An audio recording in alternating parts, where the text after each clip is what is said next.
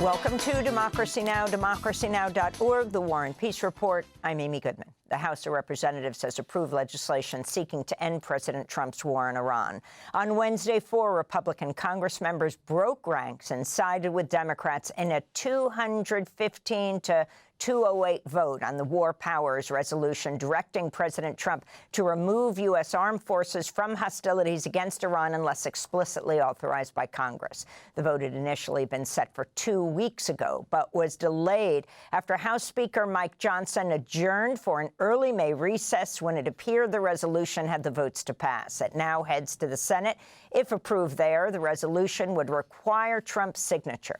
Neither chamber of Congress appears to have enough votes to override a presidential veto. Meanwhile, Michigan Democratic Congressmember Rashida Tlaib is moving forward with a separate War Powers resolution that would end U.S. military involvement in Israel's war on Lebanon. She spoke from the House floor Wednesday.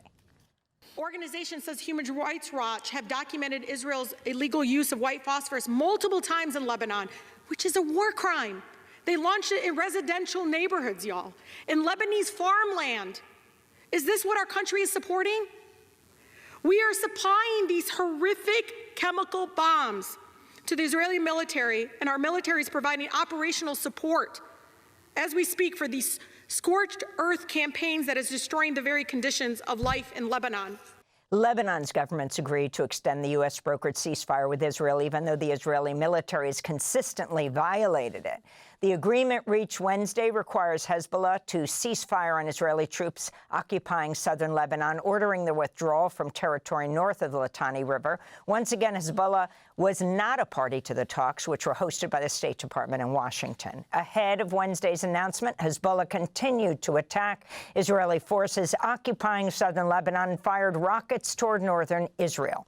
Meanwhile, Israeli strikes across Lebanon killed at least 9 people Wednesday, including an attack on an ambulance that killed 2 paramedics. Several more people were wounded after the ceasefire extension was announced when an Israeli drone attacked a vehicle in southern Lebanon. On Capitol Hill, Secretary of State Marco Rubio testified to a House committee on Wednesday that military operations against Iran are over. Rubio later clarified his remark to state he meant only that Operation Epic Fury had ended. It's a fact. We're no longer conducting sustained strikes inside of Iran to degrade their military because Epic Fury is over. Even as Rubio spoke, President Trump appeared to contradict his testimony, telling reporters in the Oval Office the U.S. had attacked Iran as recently as Tuesday evening. And we hit them pretty hard the night before and actually last night. Trump claimed talks to end the U.S. war in Iran were going very well, actually, and could result in a breakthrough as soon as this weekend. He spoke just hours after Iran attacked diplomatic facilities in Kuwait, along with its international airport, killing 1 person and injuring over 60 others. You know, I'd say in that part of the world, ceasefire is when you're shooting in a more moderate manner. Iranian Foreign Minister Abbas Araghchi said Iran remains in communication with the Trump administration, but stressed there had been no tangible progress with U.S. negotiators. In Gaza, Israeli airstrikes overnight killed 9 Palestinians, including 4 children. On Wednesday, mourners gathered at Al-Aqsa Hospital to bid farewell to 2 Palestinian brothers, Sakar and Momen Khalil Abu Karim, who were killed in an Israeli airstrike at Maghazi refugee camp. This is one of their relatives. There's no ceasefire or anything. The Israeli army is targeting civilians. He was a young man trying to make a living, just like me. I'm a tradesman, just trying to earn a living. We want to live. What shall we do? It's a wartime, and everything is shut down. The British government has banned progressive political commentators Hassan Piker and Cenk Uygur from entering the UK. They were scheduled to speak at the South by Southwest London Festival and the Oxford Union Society. The UK's Home Office said it was cancelling their travel permits, quote, on the grounds that their presence in the UK may not be conducive to the public good, unquote. Both Piker and Uygur are outspoken in their criticism of Israel. Uygur posted on social media, quote, "I've been banned for criticizing Israel. Are we free anymore?" he asked. Piker also said, quote, "The UK has revoked my visa as well, all at the behest of Israel," Piker said. President Trump said Wednesday night He'll nominate Todd Blanche as his next attorney general. Blanche has been serving as acting attorney general since Trump fired Pam Bondi in April. He was previously President Trump's personal lawyer. President Trump signed an executive order Wednesday making it easier to fire 8,000 of the highest-paid government workers. The order by the Office of Personnel Management strips a mostly senior group of workers of their civil service protections by classifying them as at-will employees who can be fired without a stated cause. The White House previously indicated up to 50,000 positions could be reclassified and hasn't ruled out expanding its order. In Bolivia, rural communities demanding the resignation of President Rodrigo Paz have seized an oil field in the Santa Cruz region, shutting down production. Protesters closed the well valves and erected barriers to slow the advance of the police, with a local leader stating the takeover was nonviolent and decided collectively by indigenous community members. Police later moved in with riot gear, arresting 4 people. The oil field action is the latest escalation in a weeks-long general strike opposing Paz's sweeping neoliberal agenda. The unrest began in early May over fuel shortages, rising living costs, and austerity measures. Since then, it's left at least 5 people dead and caused billions of dollars in economic losses. President Paz is proposing a controversial state of exception bill to Bolivia's Congress to authorize the military to dismantle roadblocks as nationwide protests enter their 5th week. This is Bolivian President Paz.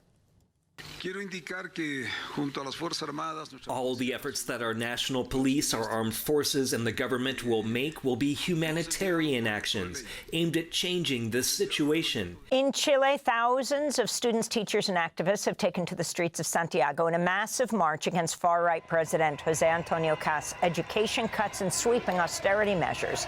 Since taking office in March, Cast has pledged to slash roughly $6 billion in public spending over 18 months, imposing a nearly 3% budget cut across all ministries.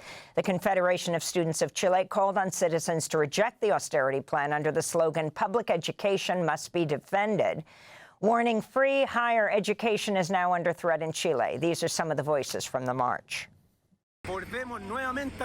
We are returning once again to a savage dictatorship. The kids tried to march, and the police didn't let them. The teachers were gassed and beaten.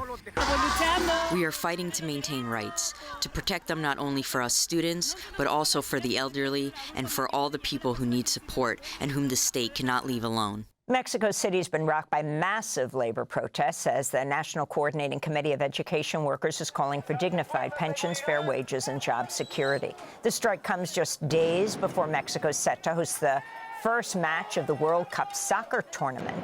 On Monday, striking teachers marched on Zocalo Square, where they were met with tear gas from riot police as they broke through metal barricades. On Tuesday, they toppled giant mannequins of soccer stars advertising FIFA World Cup matches. According to the union, 5 protesters were injured in the clashes. This is Jose Montes de Oca, the Secretary of Foreign Affairs of the Mexican Electricians Union. There is a lack of sensitivity on the part of the government to address and resolve the demands of the working class, organized as a social movement. And in Albania, protests are growing over the development of a massive resort linked to Jared Kushner, President Trump's son-in-law. Back in 2024, Kushner and Trump's daughter Ivanka Trump were set to invest $1.4 billion into turning an abandoned Soviet weapons base known as Sazan into a luxury island resort. Sazan Island is littered with World War II-era unexploded ordnance, including artillery shells and anti-submarine mines. Activists are now raising concerns that the resort will impact wildlife, particularly the flamingos, seals, and sea turtles that live in an area of coastal wetland. This is a local ecologist. In this stretch of kilometers of land, of wildlife habitat, we plan to build a new city. It's declared 10,000 rooms, and what we hear now it's even more. So there we won't have any more the protected area. The Delta of Vjosa is completely being destroyed. And those are some of the headlines. This is Democracy Now!, democracynow.org, the War and Peace Report. I'm Amy Goodman. And I'm Nermeen Sheikh. Welcome to our listeners and viewers across the country and around the world. Thanks for watching Democracy Now! On YouTube. Subscribe to the channel and turn on notifications to make sure you never miss a video. And for more of our audience-supported journalism, go to democracynow.org, where you can download our news app, sign up for our newsletter, subscribe to the daily podcast, and so much more.